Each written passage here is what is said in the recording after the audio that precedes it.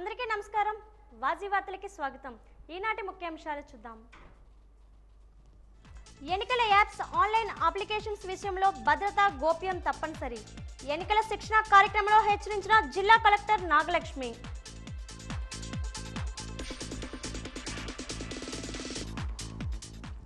విద్యార్థుల పుస్తకాల్లోనూ బ్యాగుల్లోనూ భారీ ఎత్తున అవినీతి. రాష్ట్ర విద్యాశాఖలో అవినీతిపై ధ్వజమెత్తిన కిమిడి నాగార్జున.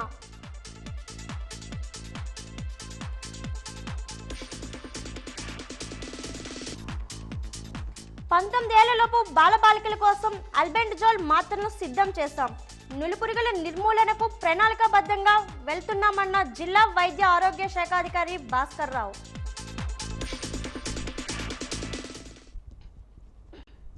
వివిధ రకాల ఎన్నికల యాప్స్ ఆన్లైన్ అప్లికేషన్స్ వినియోగంలో తప్పనిసరిగా భద్రతా గోప్యతను పాటించాలని జిల్లా కలెక్టర్ నాగలక్ష్మి ఆదేశించారు.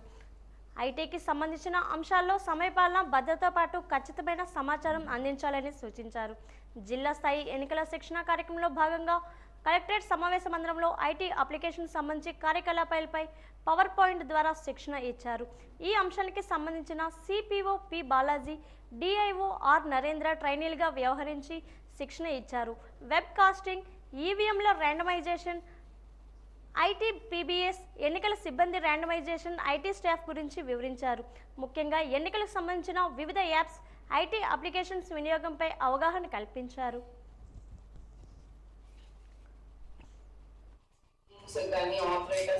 డౌట్స్ వచ్చినప్పుడు మీరు రిసోర్స్ పర్సన్ లాగా కూడా యాక్ట్ అవుతారు కాబట్టి మీకు ముందు ఏది ఏంటి అనేది ప్రాపర్ గా తెలుసుకోవాలి. అండ్ సెకండ్ పాయింట్ దీంట్లో అంటే నన్ను అడిగితే one of the most important points ఇప్పుడు మీరు అబ్జర్వ్ చేసి ఉంటే మనకి ఈసారి లాస్ట్ టైం కంటే అప్లికేషన్స్ బాగా పెరిగింది. టర్న్అవుట్ అనుకోండి, it is specific to 2-3 days. అంటే మనకి ఓటర్ టర్న్అవుట్ పోలింగ్ రోజు వాడతారు, నెక్స్ట్ డే ఫైనలైజ్ చేయాలి, తర్వాత కౌంటింగ్ రోజు వాడతాం. సిమిలర్లీ కౌంటింగ్ అప్లికేషన్ అనేది కౌంటింగ్ అప్పుడు వాడతాం.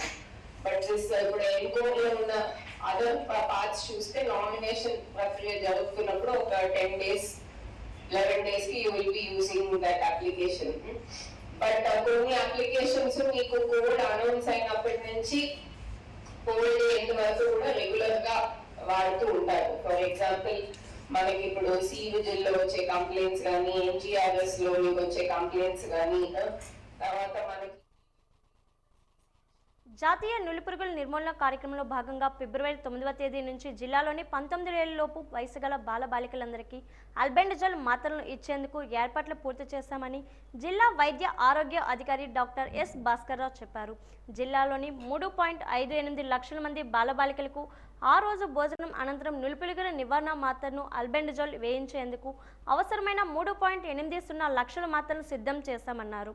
నులిపురుగుల నివారణ కార్యక్రమం కోసం చేసిన ఏర్పాట్లపై తమ కార్యాలయంలో విలేకరులతో మాట్లాడారు. తల్లిదండ్రులు, ఉపాధ్యాయులు పిల్లలకు 9వ తేదీన మధ్యాహ్నం భోజనం అనంతరం మాత్రలు తప్పనిసరిగా మింగించి అనారోగ్య సమస్యల నుంచి వారికి విముక్తి కలిగించాలన్నారు. జాతీయ నులిపురుగుల నివారణ దినోత్సవం రోజున మాత్రలు వేయించలేని వారికి ఫిబ్రవరి 16వ తేదీన వేయించేందుకు ఏర్పాట్లు చేస్తున్నామని పేర్కొన్నారు. ఈ సమావేశంలో అదనపు జిల్లా వైద్యాధికారి డాక్టర్ కె రాణి, డిప్యూటీ డిఎంహెచ్ఓ డాక్టర్ సూర్యనారాయణ తదితరులు పాల్గొన్నారు. ఈ నులిపురుగుల నివారణ కార్యక్రమంలో ఆల్బెండజోల్ టాబ్లెట్లు ఇవ్వబడుతుంది. మన జిల్లాలో మొత్తం 4800 స్కూల్స్ ఉన్నాయండి, అంగన్వాడీస్తో కలిపి. అలాగే మన జిల్లాలో ఉన్నటువంటి విద్యార్థులు 3,94,000 మంది ఉన్నారు. వీళ్ళందరికీ కూడా ఒకే రోజు మన ఫిబ్రవరి 9వ తారీఖుని ఈ నులిపురుగుల నివారణ కార్యక్రమం జరపబడును. ఇందులో మా ఆరోగ్య సిబ్బంది అందరూ కూడా ఈరోజు మాకున్నటువంటి మొత్తం ఆశా వర్కర్లు, అలాగే ఏఎన్ఎంలు, అంగన్వాడీ వర్కర్లు వీళ్ళందరూ కూడా పాల్గొంటారు. వీరితో పాటు ప్రతి మండలం ఈరోజు 7వ తారీఖున ప్రతి మండలంలోని మండల అధికారి వారి ఆధ్వర్యంలో మెడికల్ ఆఫీసర్ వారు వాళ్ళకి ఆల్బెండజోల్ మాత్రలు ఇచ్చి అవన్నిటిని కూడా స్కూల్స్కి డిస్ట్రిబ్యూషన్ ఈరోజు జరుగుతుంది.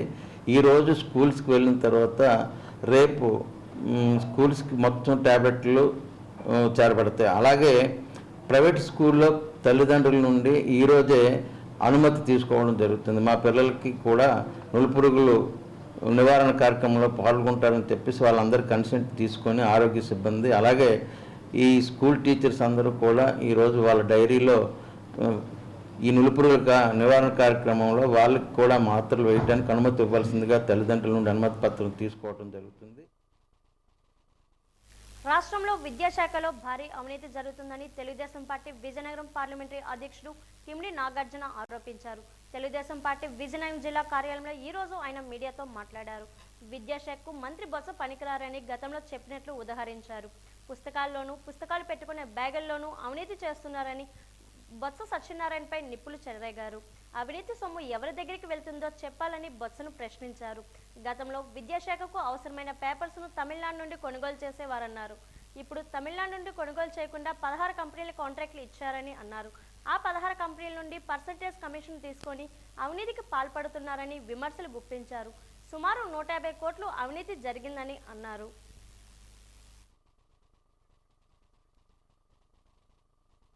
సంవత్సరాల్లో 7.5 లక్షలు అదనపు కిట్లు కొన్నారు. ఆ అదనపు కిట్లు ఎక్కడున్నాయి? ఏ స్టోర్ హౌస్లో ఉన్నాయి? విద్యాశాఖ దగ్గర ఉన్నాయా? స్కూల్స్లో ఉన్నాయా? మంత్రి గారి దగ్గర ఉన్నాయా అని అడిగితే దాని మీద సమాధానం చెప్పే నాదులు లేరు.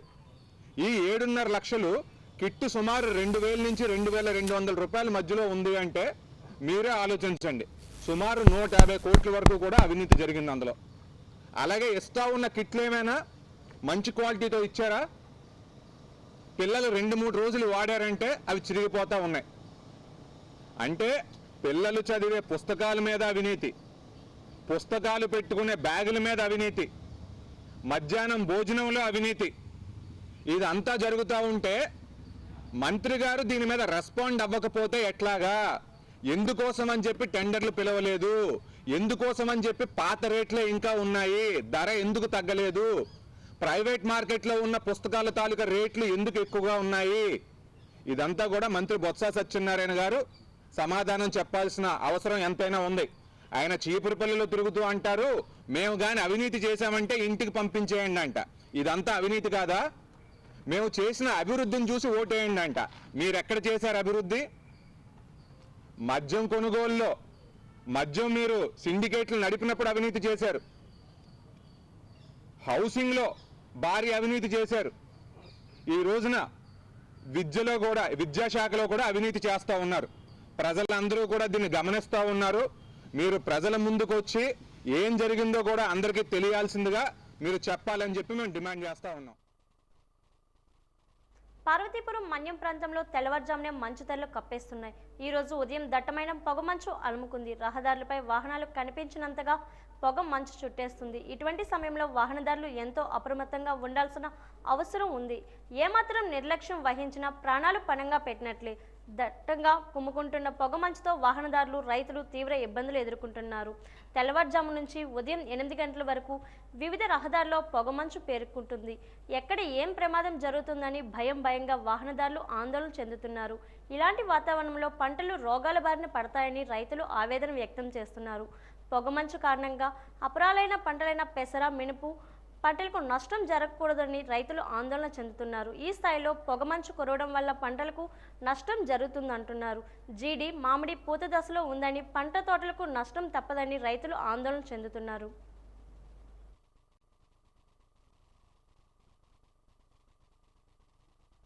బెలగాం రైల్వే స్టేషన్లో రిజర్వేషన్ సమయంలో మార్పులు చేస్తూ రైల్వే శాఖ ముఖ్య కమర్షియల్ అధికారి నుంచి ఉత్తర్వులు వెలువడ్డాయి. ఈ విషయాన్ని రైల్వే అధికారులు గతంలో ఉదయం 9:30 నుంచి 10:30 వరకు మరియు మధ్యాహ్నం 1 గంట నుంచి 3 గంటల వరకు, మరలా సాయంత్రం 6 గంటల నుంచి 7 గంటల వరకు ప్రయాణికులకు రిజర్వేషన్ చేసేవారు. ప్రస్తుతం ఉదయం 8 గంటల నుంచి మధ్యాహ్నం 1 గంట వరకు, మరలా 1:30 నుంచి సాయంత్రం 4 వరకు రిజర్వేషన్ చేసుకునే అవకాశం కల్పించారు. మారిన వేళలు మంగళవారం నుంచి అమలులోకి వచ్చాయి. పార్వతీపురం మన్యం జిల్లాలో ఏర్పాటైన తర్వాత ప్రయాణికుల రద్దీ పెరగడంతో ఈ నిర్ణయం తీసుకున్నట్లు తెలుస్తుంది.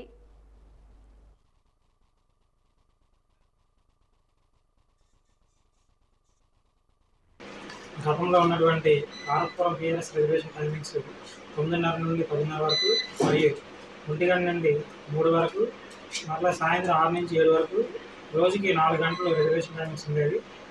మా senior DCM Waltair Shri AK Tripathi గారు ఈ టైమింగ్స్ని 8 గంటలు పొడిగించి ఉన్నారు. అది ఉదయం 8 గంటల నుండి మధ్యాహ్నం 1 గంట వరకు, మరలా 1:30 నుండి సాయంత్రం 4 వరకు మార్చడం జరిగింది. దయచేసి పార్వతీపురం ప్రజలందరూ కూడా ఈ అవకాశాన్ని సద్వినియోగం చేసుకుంటారని కోరుతున్నాను. జగనన్న ఆరోగ్య సురక్ష 2వ విడత కార్యక్రమాన్ని జనవరి 2వ తేదీ నుంచి నిర్వహిస్తున్నామని Aarogyasri coordinator doctor you Appalaraju తెలిపారు. సర్వజన ఆసుపత్రిలో తన కార్యాలయంలో ఆయన మీడియాతో మాట్లాడారు. ఆరోగ్యశ్రీలో 3,250 మంది వ్యాధులకు ఉచిత వైద్య సేవలను అందించడం జరుగుతుందన్నారు. వైఎస్ఆర్ ఆసరా పథకం కింద ఆసుపత్రి నుండి ఇంటికి వెళ్లిన తర్వాత వ్యాధిగ్రస్తులకు భరోసా కల్పించడానికి తీసుకువచ్చిందన్నారు. కొత్తగా 5,03,368 కార్డులను సిద్ధం చేశామని, ఇప్పటికే 3 లక్షల కార్డులను పంపిణీ చేశామన్నారు. కొత్త ఆరోగ్యశ్రీ కార్డు లేని వారు ఆందోళన చెందాల్సిన అవసరం లేదన్నారు. పాత ఆరోగ్యశ్రీ కార్డు తీసుకొని వెళ్ళినట్లయితే వైద్య సేవలను ఉచితంగా చేయడం జరుగుతుందన్నారు. త్వరలోనే 2 లక్షల కార్డులు కూడా ఇవ్వడానికి చర్యలు తీసుకుంటున్నామన్నారు. జిల్లాలో సుమారు 19 ప్రైవేట్ హాస్పిటల్స్ ఉన్నాయండి. Aarogyasri network hospitals. అన్ని ప్రైవేట్ హాస్పిటల్లో 3,258 చికిత్సలకు ఆరోగ్యశ్రీ పథకం అనేది వర్తిస్తుందండి. అన్ని ప్రైవేట్ హాస్పిటల్లో యథావిధంగా ఏ అపోహలు లేకుండా అందరూ ఆరోగ్యశ్రీ సర్వీసెస్ అయితే అందుతూ ఉన్నాయండి. జనాలందరూ ఈ సర్వీసెస్ని ఉపయోగించుకోవాలని కోరుతున్నాం. దీంతోపాటు ఆసరా అనేది ఒక మహత్తరమైన పథకం అండి. దేశంలో ఎక్కడా లేదు. ఆరోగ్య ఆసరా అనేది 1,536 డిసీజెస్ కవర్ చేస్తుందండి. ఆసరా అంటే ఫర్ ఎగ్జాంపుల్ ఒక యాక్సిడెంట్ కేసు కానీ, లేకపోతే ఒక గర్భిణీ స్త్రీ కానీ డెలివరీ అయిన తర్వాత కొంతకాలం అనేది రెస్ట్ తీసుకోవాలి కాబట్టి ఆ టైంలో కుటుంబానికి భారం అవ్వకుండా మృతిని కోల్పోతారు కాబట్టి అవి లేకుండా నార్మల్ డెలివరీ అవనివ్వండి, సిజేరియన్ అవనివ్వండి 5,000 గవర్నమెంట్ ఇస్తుంది. అది కాక పెరాలసిస్ అయితే 6 నెలలు 30,000 ఇస్తుందండి. అలాగా ప్రతి డిసీజెస్కి ఇంత అమౌంట్ అని చెప్పి ఇస్తూ ఉన్నది కాబట్టి ఆసరా పథకానికి కావాల్సిన డాక్యుమెంట్స్ ఏంటంటే ఆధార్ కార్డు, మీ బ్యాంక్ ఏదైతే ఆధార్ లింక్తో ఉన్నదో ఆ బ్యాంక్ అకౌంట్ బుక్ పట్టుకొని తీసుకొచ్చి అక్కడ ఆరోగ్య మిత్రాకి అందజేస్తే డిశ్చార్జ్ అయిన లోపల కానీ లేకపోతే డిశ్చార్జ్ అయిన 1-2 రోజుల్లో కానీ ఆసరా పథకం అనేది వాళ్ళు డైరెక్ట్గా వాళ్ళ బ్యాంక్ అకౌంట్లోనే పడుతూ ఉన్నదండి. ఏదైనా టెక్నికల్ ఇష్యూస్ వల్ల కొంచెం డిలే అవుతున్నది ఏమో కానీ తప్ప అక్కడ ఆసరా పడకపోవడం అనేది ఏం లేదండి. మెయిన్ ఏంటంటే చాలామందికి అంటే ఆధార్తో ఏ బ్యాంక్ లింక్ అయ్యి ఉంటుందో దాంట్లో పడిపోతుంది. వాళ్ళు ఏంటంటే మాకు ఇచ్చిన ఒక బ్యాంక్ అకౌంట్ వేరే నెంబర్ అయ్యి ఉండొచ్చు, ఆధార్ లింక్ వేరే అయ్యి ఉండొచ్చు. కాబట్టి ఈ ఒక్క విషయాన్ని జనాలు గమనించాలని కోరుతూ ఉన్నామండి. దీంతోపాటు ఇప్పుడు కొత్తగా న్యూ ఆరోగ్యశ్రీ కార్డ్స్ వచ్చాయండి. ఇంచుమించు మన జిల్లాకి 5,03,328 కార్డ్స్ వచ్చాయండి. ఇప్పటికి ఆల్రెడీ 3 లక్షల కార్డ్స్ పంచేసామండి. ఇంకా 2 లక్షల కార్డ్స్ ఉన్నాయి. నాకు తెలిసి ఒక 1 వీక్ 10 డేస్లో ఈ 2 lakhs కార్డ్స్ కూడా ప్రతి ఒక్కరికి పంచడం జరుగుతూ ఉన్నది. డివైఎఫ్ఐ ఆధ్వర్యంలో నిరుద్యోగులు ఉద్యమ బాట పెట్టారు. డిఎస్సి నోటిఫికేషన్లో తక్కువ పోస్టులతో నోటిఫికేషన్ ఇవ్వడాన్ని నిరసిస్తూ డిఎస్సి అభ్యర్థులు ఆందోళన చేపట్టారు. కలెక్టరేట్ నుంచి ఈరోజు ముట్టడించారు. ఈ సందర్భంగా డివైఎఫ్ఐ రాష్ట్ర కార్యదర్శి జి రామన్న మాట్లాడుతూ ఎన్నికల ముందు ముఖ్యమంత్రి జగన్మోహన్ రెడ్డి ప్రతి ఏడాది జాబ్ క్యాలెండర్ విడుదల చేస్తామని చెప్పారన్నారు. ఇప్పుడు ఆ హామీని మరిచారన్నారు. నిరుద్యోగ సమస్య తీవ్రంగా వేధిస్తుందని, ఉపాధ్యాయ పోస్టులు తక్కువ తీయడాన్ని తీవ్రంగా ఖండించారు. తక్షణమే మెగా డిఎస్సిని ప్రకటించాలని డిమాండ్ చేశారు. ఎక్కువ మొత్తంలో పోస్టులకు నోటిఫికేషన్ తీయకపోతే ఉద్యమాన్ని ఉద్రిక్తం చేస్తామని హెచ్చరించారు.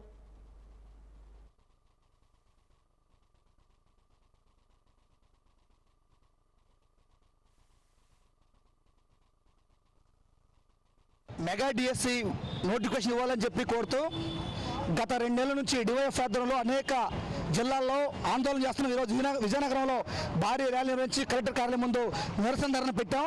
రాష్ట్ర ముఖ్యమంత్రి ఈరోజు శాసనసభలో ప్రకటన చేయాల్సిన అవసరం ఉంది. మెగా డిఎస్సి జగనన్న ఇచ్చిన మాట నిలబెట్టుకోవాలి, మాట తప్పను మడవ తిప్పనని చెప్పి చివరికి దగా డిఎస్సి ఇచ్చి నిరుద్యోగులను దగా చేశాడు. 10 లక్షల మంది డిఎస్సి కోసం ఈరోజు కళ్ళలో ఒత్తులు పెట్టుకుని నిరుద్యోగులు ఎదురు చూస్తున్నారు. కనీసం వాళ్ళ కష్టాన్ని రాష్ట్ర ప్రభుత్వం అర్థం చేసుకోవాల్సిన అవసరం ఉంది. మానవత్వంతో ఆలోచించి మెగా డిఎస్సి ప్రకటన చేయాలని చెప్పి, లేని పక్షంలో పెద్ద ఎత్తున రాష్ట్ర వ్యాప్తంగా ఆందోళన చేస్తాం, చాలా అసెంబ్లీకి కూడా పిలిపిస్తామని చెప్పి ఈ సందర్భంగా ప్రభుత్వానికి హెచ్చరిక చేస్తూ మెగా డిఎస్సి ఇచ్చేదాకా ఈ పోరాటం ఆగదని చెప్పి తెలియజేస్తున్నాం.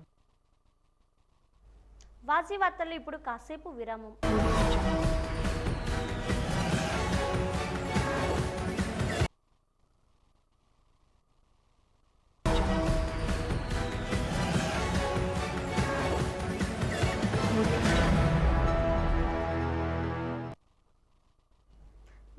ఎప్పుడు వస్తాయా, చంద్రబాబుని ఎప్పుడు ముఖ్యమంత్రిని చేద్దామని ప్రజలు ఎదురు చూస్తున్నారని తెలుగుదేశం పార్టీ నాయకులు అభిప్రాయం వ్యక్తం చేశారు. పట్టణంలోని 35, 36 డివిజన్లో పార్టీ ఆధ్వర్యంలో ఈరోజు బాబు షూరిటీ భవిష్యత్ గ్యారంటీ ప్రచార కార్యక్రమాన్ని నిర్వహించారు. ముందుగా తెదేపా నాయకులు వార్డుకు విచ్చేసిన సందర్భంగా స్థానిక నాయకులు నియోజకవర్గ నాయకులకు స్వాగతం పలికారు. అనంతరం ఇంటింటికి తిరిగి టీడీపీ మినీ మేనిఫెస్టోలో సూపర్ 6 హామీలతో కూడిన కరపత్రాలను పంపిణీ చేశారు. మేనిఫెస్టోలోని హామీలను ప్రజలకు వివరిస్తూ వాటి వలన కలిగే ప్రయోజనాలను తెలిపారు.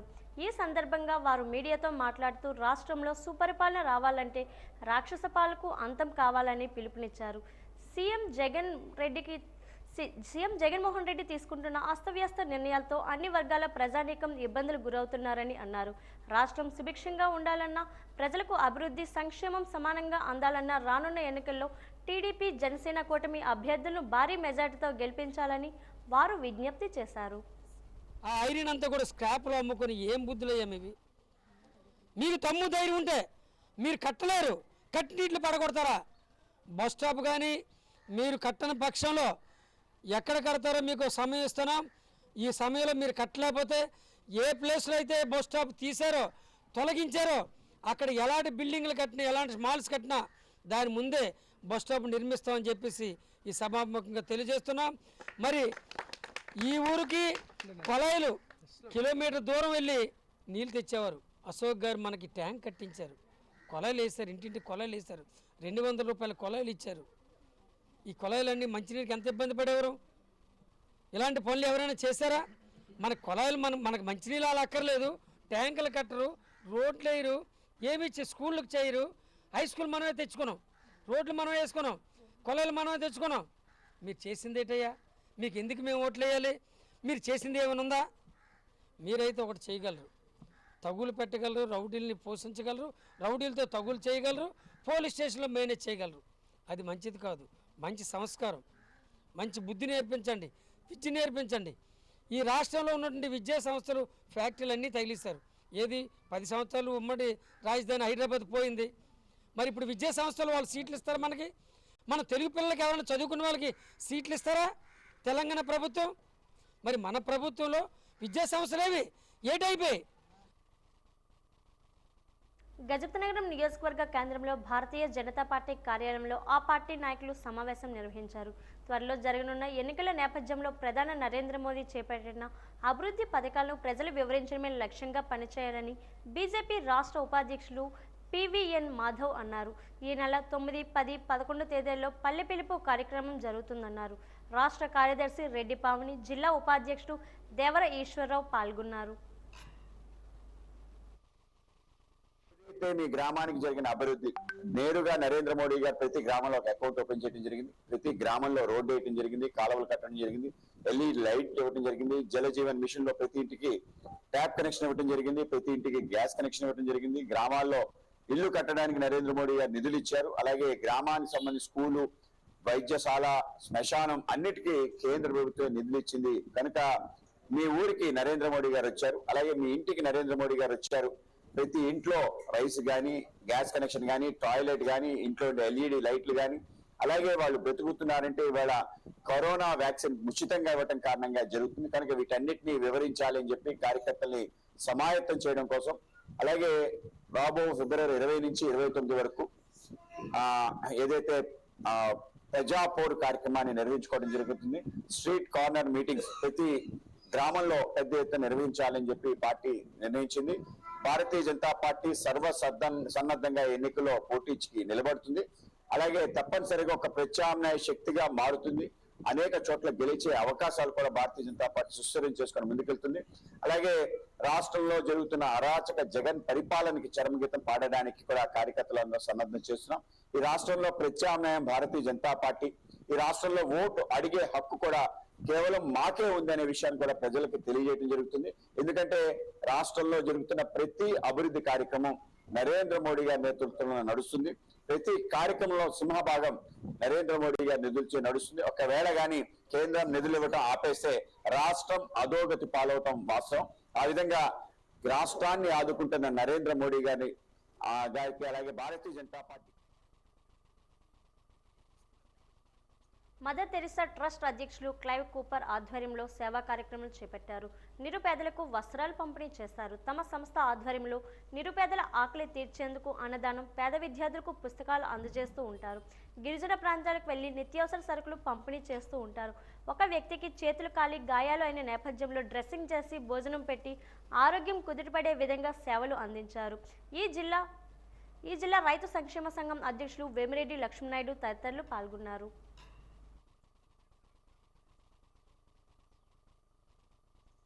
మదర్ తెరీసా ట్రస్ట్ అధ్యక్షులు క్లైవ్ కూపర్ గారు 2007 నుండి పేదలకు ఎంతో సహాయం అందిస్తున్నారు.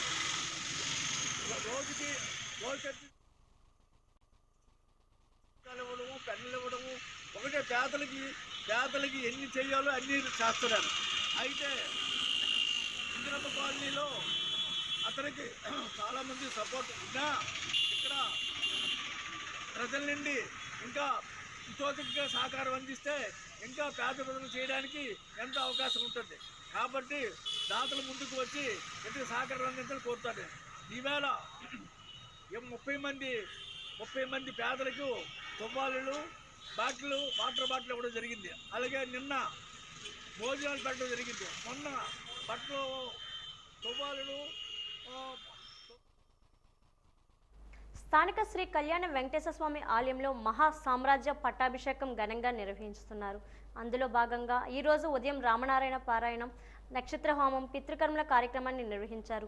రాముడు జటాయుకు చేసిన కర్మకాండల నేపథ్యంలో యావత్ ప్రజలంతా పాటిస్తున్న కర్మకాండల కార్యక్రమాన్ని శాస్త్రోక్తంగా నిర్వహించారు. మానవ మనుగడకు ఆలంబనంగా నిలబడిన రామాయణ తత్వాన్ని ప్రజలకు, భావితరాలకు తెలియజేసేందుకు ఈ కార్యక్రమం నిర్వహిస్తున్నామని వేద పండితులు వెల్లడించారు.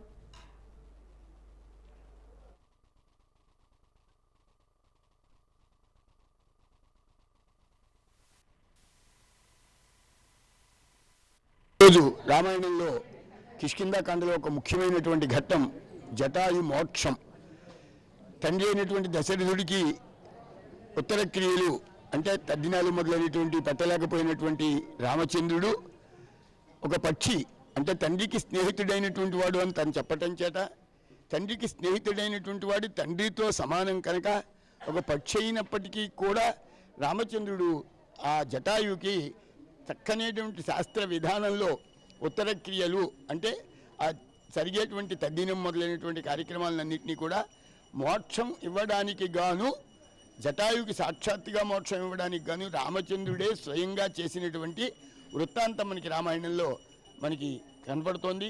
అటువంటి ఆ వృత్తాంతాన్ని ఆధారంగా తీసుకుని ఇక్కడ ఈ లోకంలో ఉండేటువంటి సామాన్యమైనటువంటి ప్రజలు కూడా వారి యొక్క పితృదేవతలకి ఏ విధమైనటువంటి కార్యక్రమాలు చేయలేనటువంటి స్థితిలో ప్రస్తుత సమయం ఉన్నది. అటువంటి సమయంలో వారందరికీ కూడా ఆ పితృదేవతల యొక్క ఆశీర్వచనాలు, వారి యొక్క ఆశీర్వచనమే తరతరాలకి ఆ జీవితాలందరికీ కూడా ఉపయోగపడేవి అని, పితృదేవతల ఆశీర్వచనం వల్ల సంతానము, సౌభాగ్యము, సుఖము అన్నీ కలుగుతాయి, కుటుంబ వృద్ధి మొదలైనవి కలుగుతాయి అని శాస్త్రంలో చెప్పబట్టం చేత అలాగా అటువంటి ఒక మహత్తరమైనటువంటి కార్యక్రమాన్ని రూపకల్పన చేసి శ్రీనివాస సేవా సంఘం ఇక్కడ ఉంటే పాలకవర్గం, అర్చక వర్గం వీరందరూ కలిసి అద్భుతమైనటువంటి ఈ కార్యక్రమాన్ని నిర్వహించడం జరిగింది. దీనివల్ల రాబోయేటువంటి తరాల్లో కూడా ఈ కార్యక్రమం గురించి తెలుసుకుని ఇది చెయ్యవలసిన విధానము, ఈ విధానంలో పితృదేవతలకి చేసి తీరాలి, లేకపోతే దానివల్ల జరిగేటువంటి అనేకమైనటువంటి ప్రత్యవాయాలు మనం లోకంలో చూస్తూనే ఉంటాం. అంతేకాకుండా ముఖ్యంగా ఎక్కడెక్కడో తెలియని చోట్ల పరంపదించినటువంటి వాళ్ళు, లేకపోతే యాక్సిడెంట్లలో పోయినటువంటి వాళ్ళు, విదేశాల్లో మరణించినటువంటి వాళ్ళు, గోత్రదాయాదులు ఎవరు లేకుండా పితృ క్రియలు లుప్తమైపోయినటువంటి వాళ్ళు, అలాంటి వాళ్ళందరికీ కూడా ఇక్కడ అద్భుతమైనటువంటి శాస్త్ర విధానంలో చెప్పిన రీతిగా ఆ వైభవ ఇష్టి అనేటువంటి కార్యక్రమాన్ని చేయడం జరిగింది. తద్వారా పితృదేవతల యొక్క పరిపూర్ణమైనటువంటి ఆశీస్సులు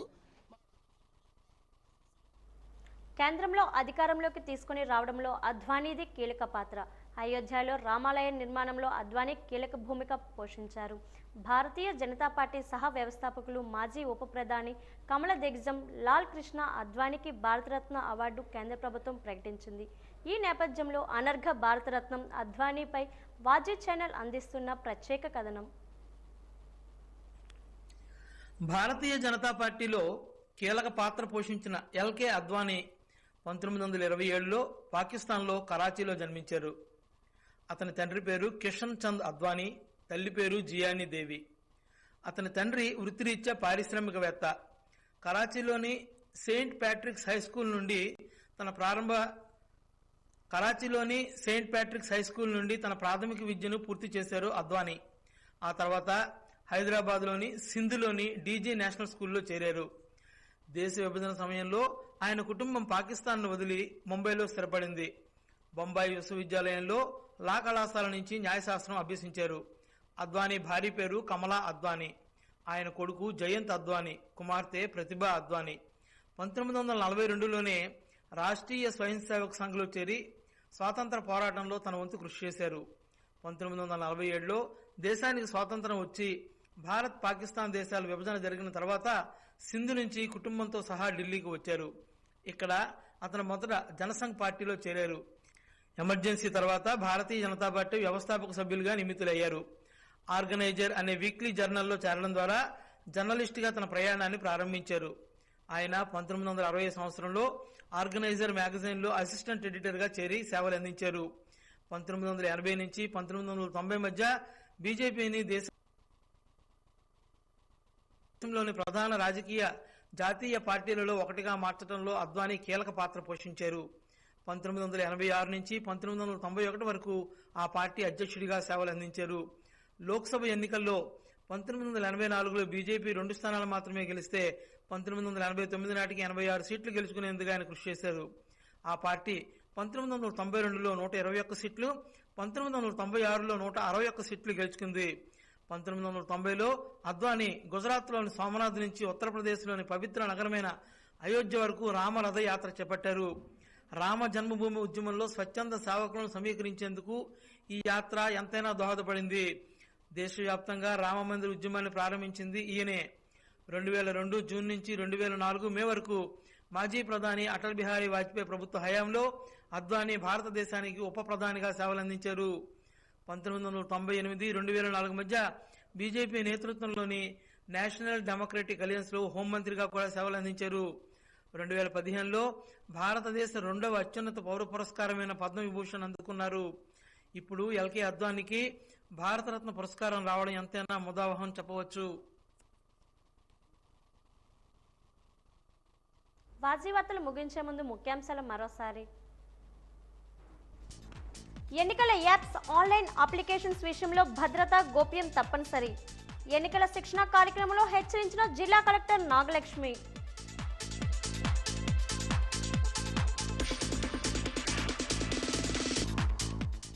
విద్యార్థుల పుస్తకాల్లోనూ బ్యాగుల్లోనూ భారీ ఎత్తున అవినీతి. రాష్ట్ర విద్యాశాఖలో అవినీతిపై ధ్వజమెత్తిన కిమిడి నాగార్జున.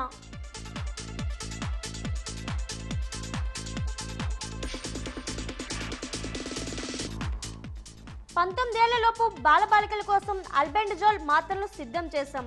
నులిపురుగుల నిర్మూలనకు ప్రణాళికాబద్ధంగా వెళ్తాన్నామన్న జిల్లా వైద్య ఆరోగ్య శాఖ అధికారి భాస్కర్ రావు.